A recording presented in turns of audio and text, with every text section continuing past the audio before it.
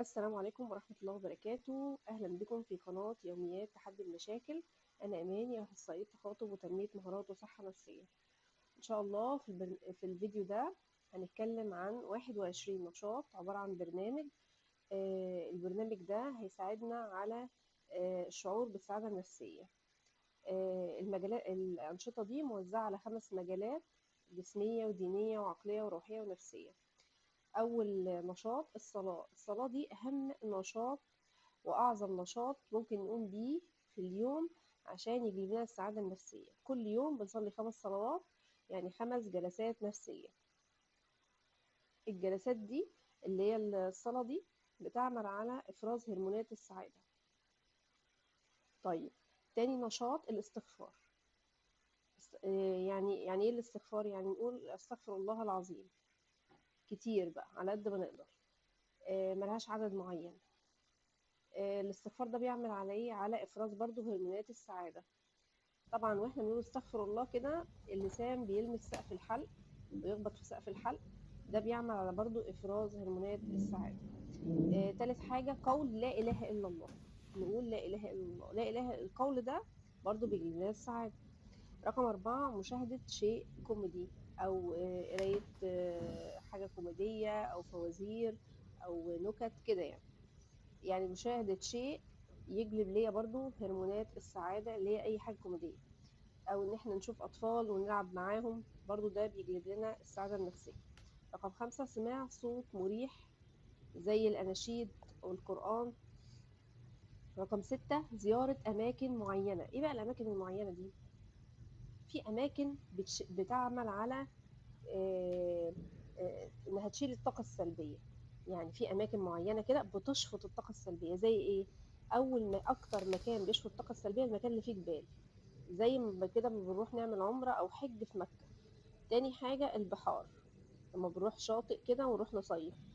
تالت مكان أي حديقة، أي حديقة قريبة من البيت، أي نادي فيه حديقة، فيه ورد، فيه أشجار، فيه خضرة. الأماكن بقى دي بتعمل على سحب الطاقة السلبية والمشاعر السلبية. رقم 7 الخروج مع شخص بتحبه. شوفي كده صديقة مثلا واخرجي معاها، وتمشي معاها وتكلموا في شيء كويس، بلاش نتكلم في أي حاجة فيها مشاكل أو نكد عشان نحس بسعادة.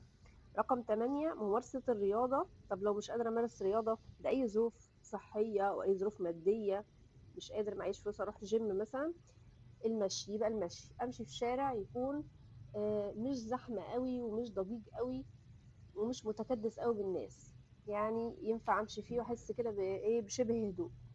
رقم 9 النوم مبكرا والاستيقاظ مبكرا. يعني آخرنا كده الساعة 10 مساء مثلا ننام ونصحى على الفجر.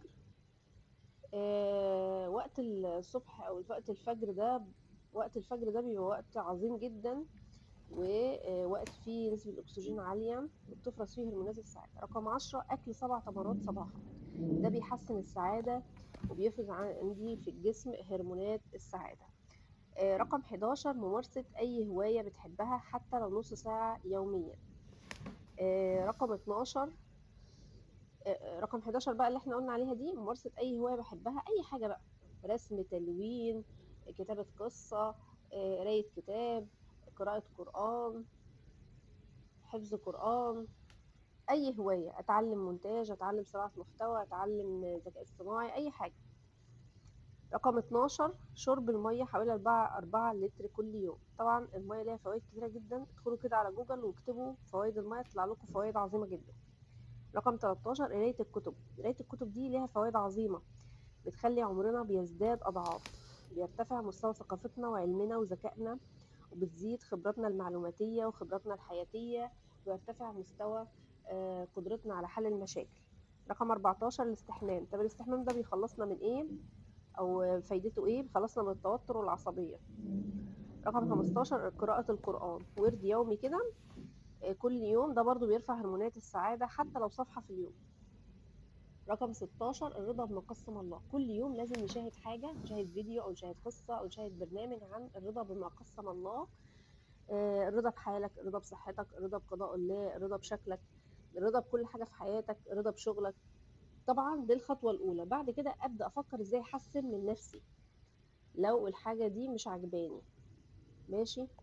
الناس بس بتبقى مشغوله بايه، انها تركز على الجزء الناقص من حياتها، ما بتركزش على الحاجه الحلوه او النعم اللي في حياتها. بعد كده عندي الأهم بقى من إن أنا أركّز على الحاجة الناقصة أو الحاجة اللي فيها عيب دي، أركّز على الحاجة اللي فيها نِعَم، أو أركّز على الحاجة اللي فيها ميزة عندي. وأحاول إيه، إن أنا أعوّض أو أحسّن الحاجة الناقصة اللي عندي ديّة، وإن أنا أشتغل عليها، وإن أنا أفكّر في أساليب تحسّنها. طب لو ما عرفتش، أستشير مختص في الحاجة اللي ناقصاني دي، أو الحاجة اللي أنا عندي فيها مشكلة، أو الحاجة اللي أنا عايزة أحسّنها. رقم 17 الدعاء. رقم 18 الأذكار، أذكار الصباح والمساء. رقم 19 تناول قطعة شوكولاتة داكنة قبل النوم مباشرة، ده بيساعد على إفراز هرمونات السعادة زي الدوبامين والسيروتونين. المخ بيشتغل على إيه؟ على آخر نشاط عمله بالليل. رقم 20 أتعلم أي مهارة جديدة، طبخ، برمجة، صناعة محتوى، كتابة مقالات، أي هواية، رسم، قراءة كتاب. رقم 21 إدخال السرور والبهجة على شخص تاني، أقدم له أي مساعدة، والابتسامة في وجهه. من أسعد الناس هو أسعد الناس. ولو عجبكم أي حاجة في الفيديو، يا ريت بقى تعملوا لايك للفيديو واشتراك في القناة. وشكرا جدا ليكم.